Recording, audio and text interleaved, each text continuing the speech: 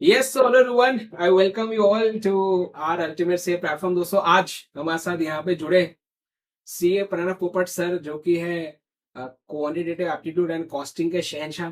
ठीक है ना। और एक्चुअली ये हमारे सर नहीं जुड़े, मैं इनके साथ जुड़ा हूँ। मैं इनके घर पे भी बैठा हूँ। इनका घर इतना जबरदस्त है, ठीक है ना। और पूरी खातिरदारी हो रही है, अभी आप देखो, है ना। भाई पूरा किराए का घर है। किराए का घर है, बड़ी जबरदस्त है। सोचो किराए का इतना खतरनाक है, मतलब आप जब वो लेंगे तो क्या होगा, आप समझ पा रहे हैं। तो आज जो है, देखो मैं ना बहुत टाइम से मैं सर ऐसे सेशंस प्लान कर रहा था। एफएमएसएम वर्सेस ऑडिट, एफएमएसएम वर्सेस अकाउंट्स, वो सेशंस देखे होंगे स्टूडेंट्स ने हमारे। लेकिन आपने नहीं देखे होंगे, मुझे पता है, क्योंकि सर थोड़े बिजी थे अभी। तो तो आज होने वाला है घमासान युद्ध, है ना। तो मुझे लग रहा था कि सर थोड़े से मेरे ये क्वेश्चन से डर रहे होंगे, इसलिए मैं भी नहीं आ रहे। तो सर क्या कहना है आपका? सर एफएमएसएन तो ऐसा सब्जेक्ट है कि उस समय कॉस्ट एफएम साथ में था जी। और उसमें भी एफएम वाला पार्ट कम ही समझ में आता था। स्ट्रेटेजिक मैनेजमेंट की तो बात ही मत करो। तो मैं बोला भाई बाकी किसी सब्जेक्ट के साथ कंपटीशन कर लूंगा, एफएमएसएन तो मेरे लिए सबसे टफ है। बट अब सर ने कन्विंस कर ही लिया है। जी। और मुझे ये भी पता था कि कॉस्टिंग के बहुत सारे कॉन्सेप्ट इकोनॉमिक्स में आते हैं। हाँ। तो सर तो सारे सही आंसर देंगे और अरे मेरा नहीं। पूरा का पूरा ही वाइप आउट हो जाऊंगा भाई गेम में। पर आज मैंने फाइनली मन बना लिया, थोड़ा सा पढ़ के भी आया हूँ एफएमएसएम के बारे में। ओह, और देखते हैं भाई अब सर कैसे क्वेश्चन पूछते हैं। तो चले सर, पहला सवाल, ठीक है ना। पहला सवाल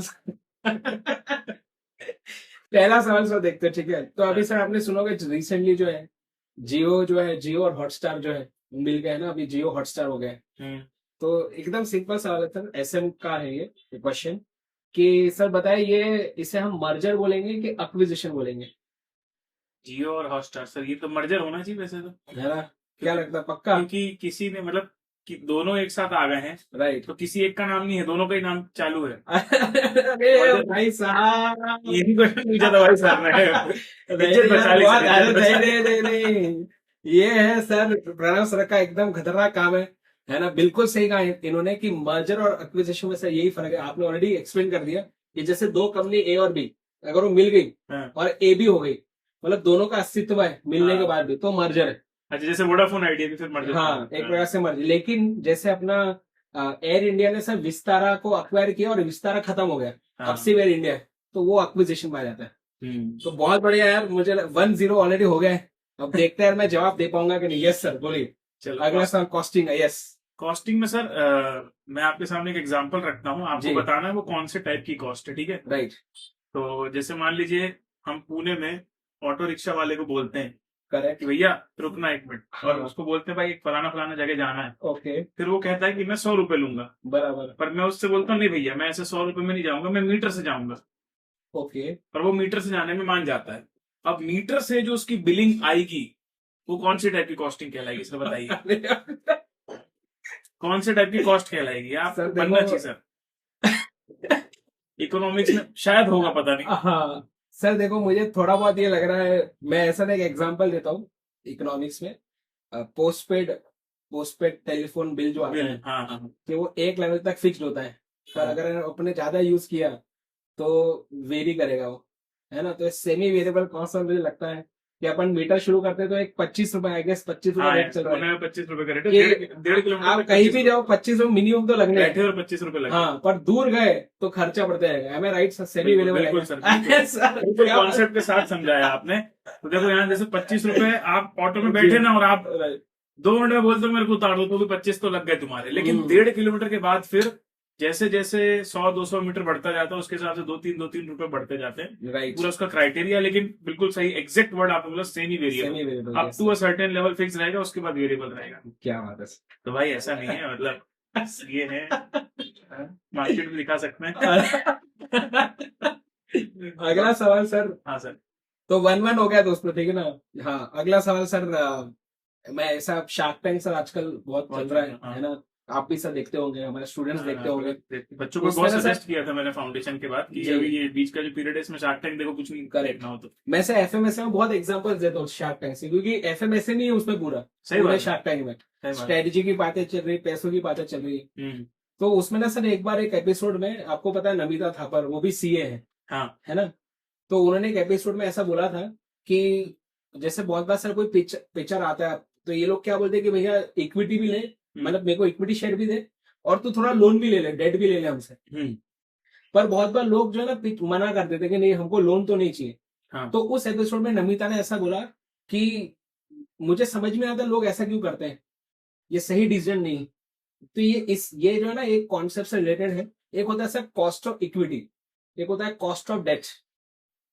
हम जब बिजनेस में पैसा लेके आते हैं, अगर हमने इक्विटी शेयर इशू किया तो उसके पहले हम इक्विटी का पैसा लेके आएंगे, वो पैसों को यूज करने का कुछ खर्चा होता है जिससे बोलते हैं कॉस्ट ऑफ इक्विटी। और जब हम लोन लेते हैं और लोन वाला पैसा यूज करने का खर्चा होता है कॉस्ट ऑफ डेट।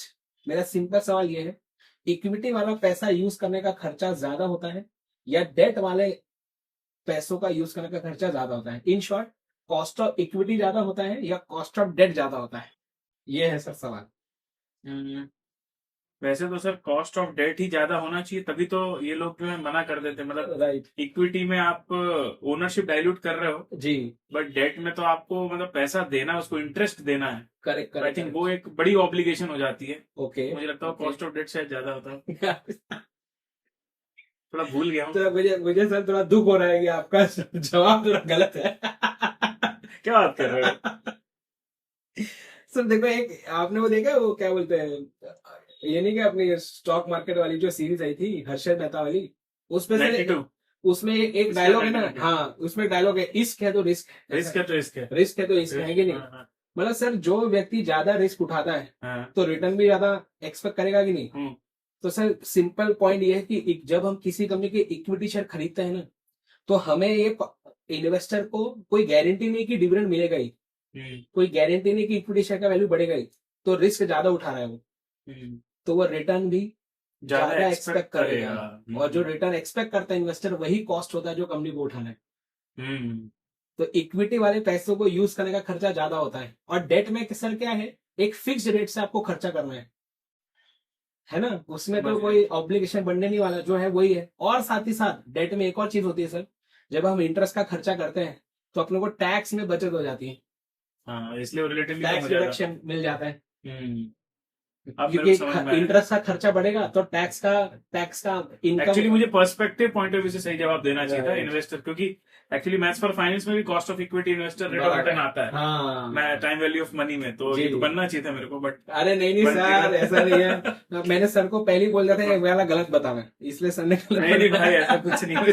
सही में मेरे को लगा था कॉस्ट ऑफ रेट ज्यादा अरे होता है। एक तो शार्क टैंक से कंटेक्स्ट भी बना दिए थे, तो मैं भी वो पिक्चर लोगों के जैसा हो गया।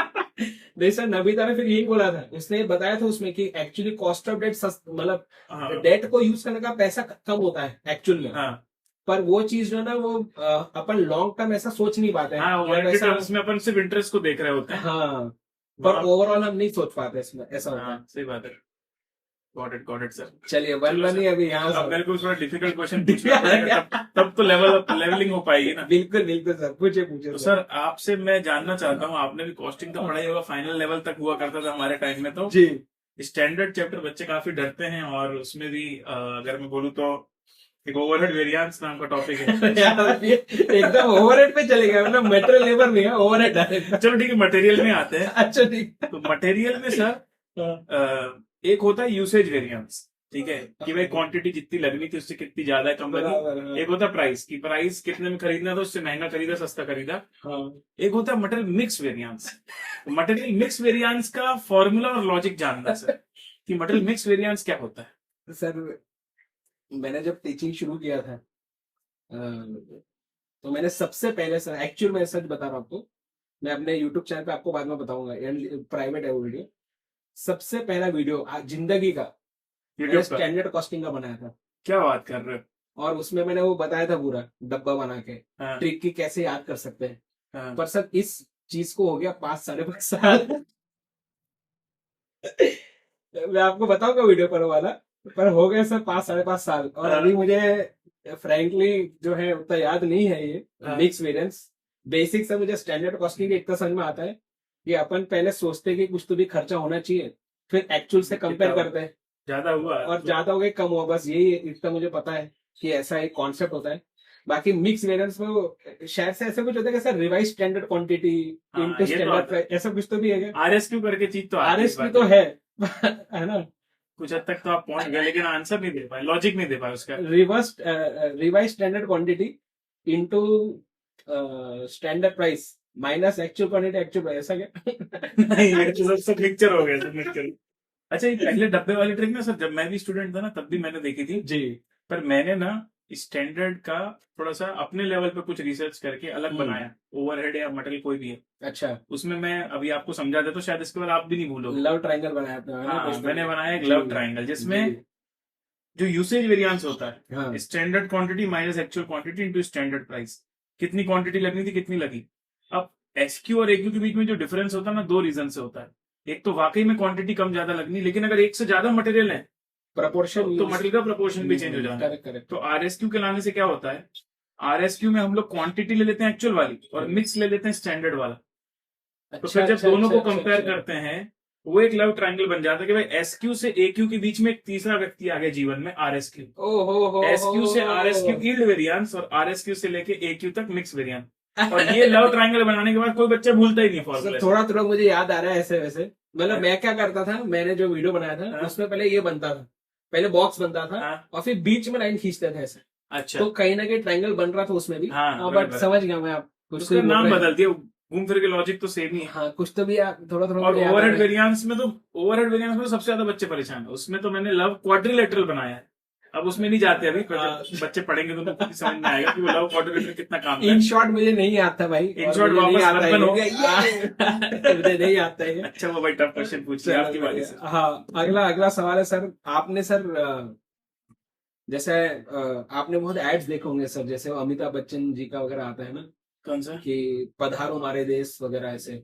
यूट्यूब पे हमने एड्स कुछ दिन तो गुजारा गुजरात में, हाँ, कुछ दिन तो गुजार गुजरात में, हाँ। ऐसा अमिताभ बच्चन का आता रण है, ऑफ कच्छ का, और हाँ, है ना। फिर एक आपने सुना होगा पधारो हमारे देश। हाँ, एक बार से थोड़ा सा राजस्थान का। गाओ ना वाली लाइन हो, पधारो केसरिया बालम पधारो मारे देश। क्या बात है। तो राजस्थान में आप आओ, ऐसा उसकी एड चल रही है। तो ये एक प्रकार की सर मार्केटिंग होती है, ये एक प्रकार का ऐड करना है, इसको एक प्रकार की मार्केटिंग बोलते हैं। मैं आपको इसके ऑप्शन देता हूँ सर। वैसे ऑप्शन दूंगा तो आ ही जाएगा आपको वैसे आंसर, पर ठीक है ऑप्शन देता हूँ। तो एक है सर सर्विस मार्केटिंग, कि क्या ये सर्विस मार्केटिंग कहलाए जाएंगे, ऑप्शन ए। ऑप्शन बी है सर, क्या हम इसे ऑगमेंटेड मार्केटिंग बोलेंगे। ऑप्शन सी रिलेशनशिप मार्केटिंग, या ऑप्शन डी प्लेस मार्केटिंग। वैसे तो भाई मार्केटिंग वाला मेरे को तो बिल्कुल ध्यान नहीं कि मैंने कभी सीए में कुछ पढ़ा है, हो सकता है नए सिलेबस में जुड़ा होगा। पर अपने जनरल नॉलेज के बेसिस पे ट्राई मार के देखते हैं। ऑगमेंटेड तो कभी नाम सुना नहीं। तो वो होगा ही नहीं है ना, नाम ही नहीं सुना तो होगा ही नहीं। अभी टूरिज्म का ये समझ में आ रहा है हाँ, एग्जाम्पल, तो उस हिसाब से लग रहा है टूरिज्म एक सर्विस इंडस्ट्री है, तो सर्विस मार्केटिंग। सर क्या भाई सही बोल रहा, तुमको भी लग रहा है? गलत हो गया सर। अरे साला, मतलब यहाँ तो कॉमन सेंस भी नहीं लग पा रहा। अच्छा, कई बार क्या होता है सर, देखो एमसीक्यू में कई बार क्या होता है ना, कुछ चीजें बहुत ही सिंपल दिखती है पर ऐसा लगता है टेक्निकली ऐसे नहीं होगा। Right right right right. जैसे अभी आपने कौन कौन से वर्ड बोले थे, ऑगमेंटेड बोला, वो तो समझ में नहीं आया। पर्सनल मार्केटिंग, अभी इसमें ऐसा अमिताभ बच्चन खुद की मार्केटिंग तो नहीं कर रहा है। हाँ, और उसके बाद बचता है आपका प्लेस और सर्विस। तो मेरे को लगा भाई टूरिज्म सर्विस का है तो सर्विस मार्केटिंग। पर प्लेस मार्केटिंग इतना सिंपल, इसका आंसर है क्या एक्चुअल? जी यही आंसर है सर। मतलब इतना सिंपल, थोड़ा तो technical. Place Rajasthan, place Gujarat. क्या सर, जिंदगी आसानी है सर, अपन ही कॉम्प्लिकेट कर देते हैं उसको, है कि नहीं? मानते भी नहीं आप? मुझे लगा इतना इजी क्यों पूछेगा, मेरे को लगा कि ऐसा चाहता था सर आप जीत जाए। जैसे इकोनॉमिक्स में भी मैंने देखा एमसीक्यूज में कुछ का ना ऐसा स्टेटमेंट दिया होगा और कॉन्सेप्चुअली फैंसी नेम उसका राइट आंसर होगा। हाँ। पर उसके एक सिंपल नेम भी ऑप्शन में होता है, Correct. वो नहीं छूटता सही आंसर। अब यहाँ तो वही सही आंसर। सर्विस मार्केटिंग में तो सर हम कोई प्रकार की सर्विस का ही मार्केटिंग कर रहे हैं। जैसे हम क्लासेस प्रोवाइड करते हैं, एक प्रकार की सर्विस है, मैं उसको एडवर्टीजमेंट करता हूँ, वो सर्विस मार्केटिंग में आ जाएगा। यहाँ तो पूरे उस एरिया को ही तुम वो कर रहे हो ना। हाँ, जैसे सलून कोई है, वो एक प्रकार का एक्चुअली सर्विस ही दे रहा है, हेयर कट ये दाढ़ी का, उसका वो ऐड कर रहा है, सर्विस मार्केटिंग हो गया एक प्रकार से। अच्छा, कि हम सर्विसेज कैसे प्रोवाइड करते हैं, हमारे पास एक्सपर्ट लोग हैं, सर्विस मार्केटिंग। प्लेस जगह का मतलब प्लेस, यहाँ एग्जैक्टली होटल और उसकी कोई बात नहीं है, यहाँ सिर्फ गवर्नमेंट ने अपने एरिया को हम बताया कि चाहते भाई हैं आप कि गुजरात हम आओ, ये जगह पे आप आइए तो ऐसा। ऑटोमेटिक उससे बहुत Place सारी marketing। इंडस्ट्री को फर्क पड़ेगा, हाँ, खाली सर्विस की yes। बात नहीं। बराबर है, मैंने सब टूरिज्म स्पेसिफिक समझ लिया। तो place चलो सर, marketing। तो अगला सवाल तो 1-1 है फिर से। 1-1 चल रहा है हाँ, सर। ठीक है सर। अब Yes। आपने ऐसी बात करी तो मेरा भी एक क्वेश्चन इसी से अरे रिलेटेड ले अरे आता हूँ। अरे, हाँ ठीक है। जो होटल इंडस्ट्री होती है, hotel industry, okay. Hospitality, service costing. हाँ, सर्विस कॉस्टिंग, सर्विस तो कॉस्टिंग। उसके अंदर बताइए सर कि होटल इंडस्ट्री में अगर आज एक होटल ओनर को ये पता करना है कि उसको कितना किराया रखना रूम का, तो वो जब अपनी कॉस्ट निकालेगा ना, तो उसकी यूनिट क्या होगी, unit of measurement of cost? Sir एक तो जो ऑक्यूपेंसी रेशियो कुछ एक होता है उसमें, जितना मुझे पता है होटल में, तो कॉस्ट का आप क्या बोल रहे हैं कि जो कॉस्ट की यूनिट है जो होटल इंडस्ट्री में काम करते हैं, और जो आप थोड़ा सा कॉमन सेंस लगाओगे ना, कॉस्ट पर बेड, नहीं, कॉस्ट पर रूम। कुछ हद तक सही है। सोचो थोड़ा और सोचो, रूम तक तो सही पहुंच गया, पर इतना सिंपल यूनिट नहीं होता service costing. Cost per occupancy. नहीं, Of अभी room। गलत है। ओके, गलत ही है। 50% सही है, 0.5 मिलना चाहिए। 0.5 मिल जाएगा। पर आपको याद दिलाऊं सर, अगर हम सिर्फ रूम के हिसाब से रखेंगे, जी। और कोई लोग 5 दिन के लिए रुक रहे हैं, तो सेम पैसा तो चार्ज नहीं करेंगे, इसलिए पर रूम डे होता है। याद है आपको, पर रूम पर डे। अच्छा। इसलिए जैसे अगर कोई होटल ओनर होगा तो वो क्या करेगा, वो ये देखेगा कि भाई महीने भर में मेरा कितना खर्चा होता है, बराबर। कितने रूम कितने दिन तक बुक रहते हैं। ओके। क्योंकि आज अगर टैरिफ भी आप देखोगे किसी होटल में कि भाई जी। मान लो 5,000 रुपए, तो पर रूम पर नाइट या पर डे का होगा, नाइट बोलते हैं डे बोलते हैं। हाँ। इसलिए रूम और डे दोनों को ऐड करना जरूरी है, दोनों को मल्टीप्लाई करना, कंपोजिट Okay। यूनिट बोलते हैं। समझ गया। हाँ, अपनी मैन्युफैक्चरिंग में सिंपल यूनिट चलती है, क्योंकि सिर्फ रूम का लेंगे तो नंबर ऑफ डेज कोई ज्यादा होगा तो काउंट नहीं होगा। count हाँ, नहीं यहाँ होगा। कंपोजिट मतलब दो चीजों को कंबाइन करके यूनिट बन रही है करेक्ट पर यूनिट। तो यहाँ पर सर के 1.5 में दूंगा भाई, क्योंकि रूम अच्छा है। और उसमें भी सर वो डेज और रूम में ऑक्यूपेंसी भी लेते हैं, ऑक्यूपेंसी। क्योंकि जरूरी नहीं है कि मेरे पास 50 रूम है तो 50 भरे।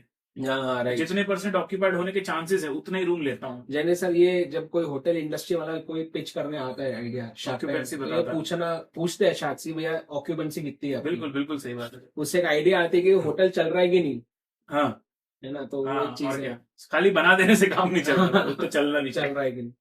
क्या बात है सर, बहुत बढ़िया सर। तो ठीक है, आपने आधा मार्क दे दिया मुझे, तो 1.5। 1.51 हाँ, बट सर अब आखिरी वाला थोड़ा सा डिफिकल्ट क्वेश्चन है सर, रियली इसको देंगे सही। पहले सॉरी बोल रहा हूँ सर आपको मैं तो ये सवाल सर पर मैंने तेजस सर को भी पूछा, गलत दिया। दीपिका मैम को भी पूछा, दोनों को मैंने नहीं session पता नहीं- था। और मैंने और session आपने नहीं सेशन देखा। नहीं देखा, यही गलत बात है सर। एक्चुअली गलत ये नहीं कि आंसर नहीं पता, आप मेरे सेशन नहीं देख रहे, तो अभी घर वरना मेरे लिए सबसे जाके easiest हो जाता। और क्या। तो मैं चाहूंगा मेरे सारे रिवीजन सेशन सारे वन शॉट देखने जाके। तो सर अभी आपको पता है कि अब आज हम बात कर रहे थे कि कोई ट्राइपॉड वगैरह हमें लेना था, तो हम ब्लिंकिट से तुरंत ऑर्डर कर लेते हैं, 8-10 मिनट में आ जाता है। Correct. Quick commerce. Blinkit sir वैसे आपको पता है किसकी कंपनी है? जोमेटो, मतलब दीपिंदर गोयल। जोमेटो की है, ठीक है ना? पर एक्चुअल में ब्लिंकिट उसने खुद नहीं बनाया, एक्वायर किया। कोई एग्जिस्टिंग कंपनी थी उसको उसने एक्वायर किया और उसका नाम फिर उसने ब्लिंकिट कर दिया। तो मेरा सवाल यह है कि वो कौन सी कंपनी थी जिसको जोमेटो ने एक्वायर किया, जिसका नाम ब्लिंकिट कर दिया बाद में? जी सर बताएं। कंपनी थी जिसको एक्वायर किया था। जी, तो ये भी एक्विजिशन में आता है, ये वाला कॉन्सेप्ट एसएम का सर क्वेश्चन है, और ऑब्वियसली एग्जाम में नहीं पूछे गए, पर एक हाँ, थोड़ा सा जीके भी जनरल होंगे नॉलेज एक वाला तरह क्वेश्चन, से। जी, करंट अफेयर्स वाला। एज अ फाइनेंस प्रोफेशनल पता तो होना चाहिए, पर एज अ टीचर हम थोड़े से आउट हो जाते हैं मार्केट से। तो थोड़ा मैं हिंट दूं क्या सर कुछ? तो मतलब ऐसा नोन है क्या, पता होना चाहिए सर? कभी कभी सुना होगा इस टाइप का मे ब्लिंकिट ना। बी मतलब अगर आपने सच में शार्क टैंक देखा है तो उसमें इसका रेफरेंस कभी कभी आता है। उसकी थैली में लिखा तो नहीं रहता ब्लिंकिट की थैली में पुराना नाम? नहीं सर, पर मैं एक बात बताऊं, हाँ। एक बहुत बार अपन जब पेमेंट करते हैं ना, हम्म। तो उसमें स्क्रीनशॉट में लिखा रहता हो कि एक्चुअली ब्लिंकिट नहीं, कोई दूसरा नाम लिखा रहता है कि इसको पे किया अपन ने। हो सकता है उनका पेमेंट गेटवे का कुछ कुछ जगह पे बचाओ, कोई ट्रांजैक्शन भी होता है। नहीं अभी ऑर्डर मत कर सर। नहीं, फोन पे मैं देख रहा था। अभी नहीं दिखेगा सर, लेकिन तो कुछ चीज की ऑर्डर करने में लिख के आता। मैंने ना एक बार सर ये एग्जांपल देता था ना मैं, रेजर पे, और वो तो पेमेंट गेटवे हो गए ना, पर आप बोल रहे हो कि उनके पेमेंट गेटवे में अभी भी पुराने नाम कुछ कुछ जगह लिखे आ जाते हैं। हाँ, और मैंने ना इसका स्क्रीनशॉट भी निकाल के रखा है, क्योंकि मुझे पता था कि मुझे एसएम के क्लास में एग्जाम्पल लेना है, नहीं सर, तो पूरे तैयारी के साथ अपने को आइडिया ही नहीं है। जबरदस्ती ट्राई नहीं मारेगी, क्विट। हाँ, तो मैं बाद में इसलिए दूसरे बता दूंगा। कंटेस्टेंट भी वेट कर रहे हैं हॉट सीट आ रही है। ये क्या भाई, क्या हो गया इसको? अच्छा ठीक है। चलो तो कहा था मैं? हाँ हाँ सर बताइए। सर, हिंट एक है कि अश्नीर ग्रोवर जो था वो सीएफओ था वो कंपनी का। वो थी भारत पे। हाँ, पर वो तो पेमेंट गेटवे वाली है ना। नहीं सर, नहीं आइडिया। तो सर कंपनी का नाम है ग्रोफर्स। अरे यार ग्रोफर्स तो पता था यार, इनफैक्ट परसों की पेमेंट ग्रोफर ही लिखा आया था, क्योंकि ग्रोफर से भी पहले ऑर्डर किया था, जब Okay. सिर्फ ग्रोफर था ना उसका भी अच्छा ऐप था। अच्छा। बहुत इनिशियली, क्योंकि मैं बैंगलोर में था ना उस समय, Right. जब ये ग्रोफर आया था ना तब सिर्फ बैंगलोर में था स्टार्ट, करेक्ट और करेक्ट। मैं बैंगलोर ही था उस समय। अरे तो यार सर ये थोड़ा देखो, दिमाग लगा लेना था यार मेरे को। ये देखो 8 जून का है सर ये देखो क्या लिखा, ग्रोफर्स। Grofers India. मैं आप सबको बताना चाहता हूँ, अगर अरे आपको तो फिर दिख रहा है कि नहीं। मेरे पास तो सर और पहले का होगा, मतलब अभी कहाँ 2 दिन नहीं पहले दिख का रहा है होगा। क्या? सर एक काम करते हैं ना, मैं मेरे पास एक आइडिया है। हाँ, ये क्या है? अभी इसके पीछे दिखाओ रख के। और अपने पास करो, लैपटॉप के पास, ये देखो ये देखो भाई, ये है ग्रोफर्स। ग्रोफर्स। ये देखो अभी रिसेंट 1-2 महीने पहले का ही पेमेंट है, और एक्चुअल में सर उसमें ग्रोफर लिख के आता है नहीं। ट्रांजैक्शन में। हाँ पर कभी कभार ये आ जाता नहीं, है। पर मेरे साथ तो दोनों चीजें हुई, मैं ग्रोफर यूज भी किया और 2 दिन पहले की ट्रांजेक्शन में ग्रोफर आया था लिखा, Right, और मुझे नाम ध्यान नहीं आ रहा। ये भी सर एग्जाम्पल जो है ये एक्विजिशन में मैं बताता हूँ कि जोमेटो ने अक्वायर किया ग्रोफर्स को, और फिर उसका नाम अब ब्लिंकिट कर दिया सर। Blinkit कर दिया। मतलब सबसे पहला पायनियर ग्रोवर कहलाया इंडिया में जी, क्विक कॉमर्स को ट्राई करने करेक्ट वाला। Correct correct. एक और चीज सर बता दूं थोड़ा ऐसे ही? पता ना, थोड़ा जी के मजा तो आता है सर, कोई और मजा topic- मजा है ना आपको सर? कुछ भी को सबसे इंटरेस्टिंग सब्जेक्ट तो ऐसे तो- नहीं है। अच्छा, और मैं आपको बताता हूँ कि अ, आप जब अगर कभी मूवी वगैरह देखने जाना तो अपन नहीं क्या पेटीएम ओपन करके मूवी कर लेते थे, है ना? वैसे ही अब सर जोमेटो की कंपनी आई है, डिस्ट्रिक्ट। डिस्ट्रिक्ट, जिससे आप मूवी टिकट बुक कर सकते हैं। और बाकी लोकल इवेंट्स में रहते हैं ना उसमें। ये भी उसने खुद चालू नहीं किया, कोई कंपनी को अक्वायर किया, कोई अच्छा। कंपनी के सेगमेंट को, और फिर उसका नाम डिस्ट्रिक्ट कर दिया। अच्छा। कौन सी कंपनी से बताइए? इनसाइडर। इनसाइडर नहीं सर। नहीं, इनसाइडर तो एग्जिस्ट ही करता एक्चुअली है। आपको मतलब मेरे क्वेश्चन में आंसर था एक्चुअली। पेटीएम। जी, वही आंसर है। पेटीएम ने खुद पेटीएम का जो मूवी टिकट बेचने का जो अरे सेगमेंट था, आपने एग्जाम्पल कैसा वो उसने बेचा इसके जोमेटो को 2000 करोड़ में। अच्छा। ओ अब समझा। 2000 करोड़ हाँ अप्रोक्सीमेट। क्योंकि पेटीएम ने बहुत इनिशियली चालू कर दिया था। अभी अगर आप सर पेटीएम का ऐप खोलेंगे ना, और उसमें आप अगर आप जाएंगे उसमें कि मूवी टिकट बुक करनी है, हाँ। तो डायरेक्ट बोलेंगे जाके डिस्ट्रिक्ट डाउनलोड करो। ये अच्छा। देखो मूवी टिकट में गया, क्या बोल रहा था?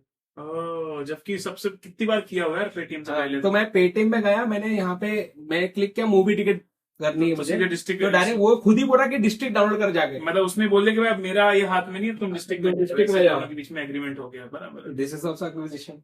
एक और चीज सर बताता हूँ। बताओ ना सर, मैं आ रही है। अब ये हो गया सर एक्विजिशन, ठीक है ना? अब ये देख के जो है सर स्विगी वाले को लगेगा कि एक चीज है सर, बिजनेस एनवायरमेंट, कि हमें हमारे धंधे को सर अपने आसपास में क्या चल रहा है चीजें वो अफेक्ट करती है। करती है। तो स्विगी का कंप्यूटर है जोमेटो, उसने अभी ये मूवी टिकट इवेंट कोई कॉमेडी शो हुआ उसका बुकिंग इससे हो सकता है, करेक्ट? अब जोमेटो ने तो शुरू कर दिया, अब स्विगी को भी करना पड़ेगा, वो नहीं करेगा तो पीछे हो जाएगा मार्केट से। डायरेक्ट तो स्विगी ने भी सर कुछ शुरू किया ये टिकट बुकिंग के लिए, उसका नाम क्या है बताइए? और ये कोई अक्वायर नहीं किया, ये उसने खुद शुरू किया। खुद ही बनाया। हाँ, स्विगी का इंसाइडर नहीं है,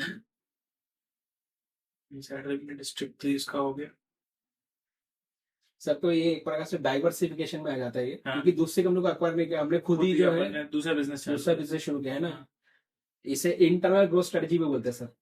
इंटरनल हमने खुद ही किया, उसका नाम है सर सीम्स, और वो चला नहीं जाता, चल नहीं रहा है, और उसने अलग से ऐप नहीं बनाया सीम्स का, आपको में स्विगी integrate के ऐप नहीं उसका दिखता जैसे स्विगी के ऐप में इंस्टामार्ट आता है उसी टाइप से ना। हाँ, बस उस प्रकार से। सही। ऐसी है बात सर। देखो तो बड़ा इंटरेस्टिंग है 1.5 स्ट्रेटेजिक मैनेजमेंट, तो बड़ा इंटरेस्टिंग, मतलब कितनी रियल लाइफ की चीजें सीखने को मिल रही है। कॉस्टिंग में तुमको ऐसे लिखने में बड़ा मजा आएगा, बट इतना लाइव सब्जेक्ट नहीं है वो। लाइव सब्जेक्ट मतलब कि एकदम करंट अफेयर से कनेक्ट हो पाओ, हाँ, ऐसा भी नहीं है। जी। पर ये तो बहुत ही अमेजिंग है, सब मजेदार सब्जेक्ट। मैं भी सर देखूंगा लेकिन मैंने आपके आपके सेशन देखे कॉस्टिंग के, मैं मतलब मैं आपको बता रहा हूँ, अभी हमारा एक सेशन हुआ था ये, क्या बोलते हैं, ये पोल खोल वाला, तेजस सर ने मेरा और दिव्यांग का ऐसा पोल खोल सेशन लिया था। तो उसमें सर उन्होंने ऐसा रैपिड फायर राउंड, तो उन्होंने पूछा कि आपका फेवरेट टीचर कौन है।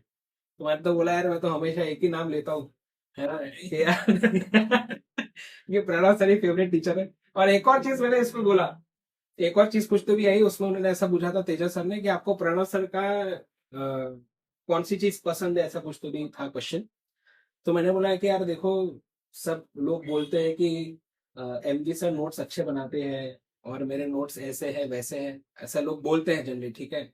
पर मैं आपको सच बता रहा हूँ कि जैसा प्रणव सर बनाते हैं ना नोट्स, जैसे अगर मतलब ये जब बैठ जाते हैं नोट्स बनाने या कभी पीपीटी बनाते हैं, तो भाई बहुत ही खतरनाक, बहुत ही प्रोफेशनल लेवल की इनकी पीपीटीज होती है। आप कभी इनका देखना, जो ये ऐसे अदर सेशन जब बहुत बार लेते हैं ना और पीपीटी बना के आते हैं, उसके पीपीटी का डिजाइन देखना।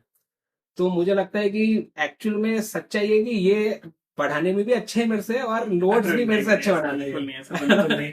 नोट्स भाई भी अच्छे सर ने बनाते हैं। एमसीक्यू कंपाइलर लाया, मैं इंस्पायर होके एमसीक्यू कंपाइलर लाया। यार सर वो ने तो ठीक है सर, वो तो चार्ट बुक मतलब लाई में इंस्पायर होके लाया।